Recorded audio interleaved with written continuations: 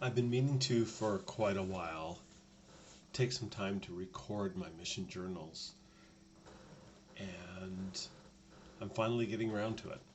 So, my purpose is to record in each video clip one day out of my mission journal and post them all online as a living record of my experiences as a missionary. I was called as a missionary in early of 1990 when I was still a recently new member of the church. I joined the church when I just turned 16 years old after moving from Regina to Surrey. We, as a family, moved here because Dad had lost his job in Regina working at IPSCO, where he had worked for about 5 years. And during the mid 80s, when so many mid level um, managers and professionals during the recession at the time had lost jobs, Dad had to make a decision about where he was going to um, work. He had two job offers. One, I recall, was back in Toronto, and he had another job offer in Vancouver. And we had traveled to Vancouver the previous summer um, um, for our band trips. We had been here in 1986 for the summer there for Expo. And so while we had lived in Ontario before, we really enjoyed the experience of coming to the coast. And Brian had been here before at Vernon, and I had come to Vernon as well in a cadet camp in 1985. We really liked BC, and so we as a family decided that that's where we would come. And so we moved here, and after moving here, we settled in, and some of the first friends that I made at that time were members of the church. In fact, a lot of them were Brian's friends initially, and Brian had some experiences um, going to church dances and church activities, and before we knew it, the missionaries were at our house, and I didn't know that was happening, but I joined in on the missionary discussions, and immediately the message of the gospel resonated with me, although I can honestly say that I had never been looking for the gospel of Jesus Christ. I I I didn't know. I didn't know what that was, and I didn't know what it meant to me until I heard the message. And like many people that I've talked to since that time, all these years later, um, when when you hear something that just resonates with you deeply, um, you you just you just know. And I knew from the very beginning that this message of the restoration of the gospel and the plan of happiness and what it meant to be connected to God, it just clicked with me. And so it wasn't a surprise that I got baptized. And even though Mom and Dad weren't against it, they years later told me they thought it was just a phase of my life. And then as I got older and went into grade 11 and grade 12, it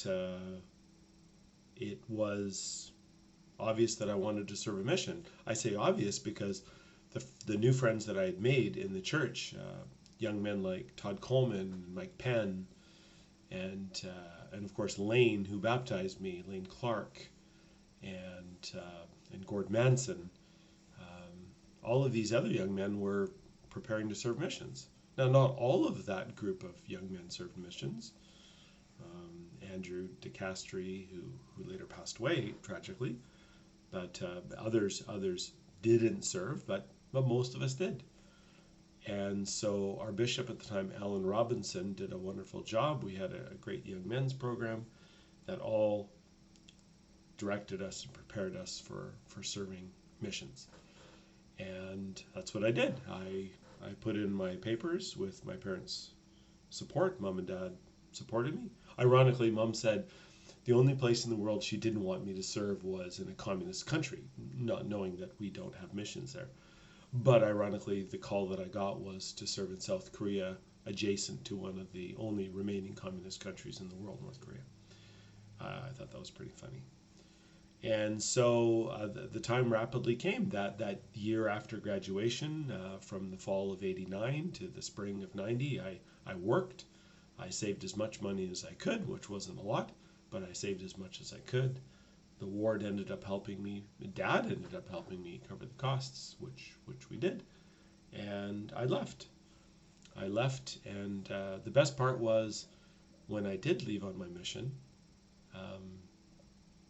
Dad drove me down. Dad drove me down, and Gord Manson was going to be entering the MTC a few weeks after me. So we all drove down together. Gord and Dad and I, we drove down to the MTC, and that was the weekend of General Conference. So we attended General Conference in Salt Lake City and Temple Square, and Dad had a wonderful experience. We were all there, and then Dad dropped me off at Todd Coleman's mom's sister's place, Sister Doll, who was living in the Provo area. And so I stayed there. Dad left Sunday night because he had to get back to work with Gord, and Dad drove home. And then I stayed at the Doll's house for a few days and went to the temple and went bowling and just had a lovely time with them for a couple of days. And then they literally dropped me off at the MTC Wednesday morning, April the 4th, I think. And that was it. They just drove away, and I walked in the MTC. And one of the first questions they asked me when I walked in is, "Have you been set apart?" And I'm like, "Nope." So they pulled me into the corner and into a corner room, a quiet room, and one of the counselors in the MTC Mission Presidency set me apart as a full-time missionary. And I remember one phrase out of that whole blessing, which I wrote in my journal, and it said that I would find peace, joy, and happiness on my mission. And I can honestly say I did that. And so the purpose of these videos then is for me to record my mission journal and my testimony, my growing faith, and the experiences that I had. This is something I've been wanting to do for 30 years. I've tried rewriting it out, I've tried digitizing, and I've tried orally recording it. And now with technology, with video and saving and YouTube, I just thought this would be the easiest way to go.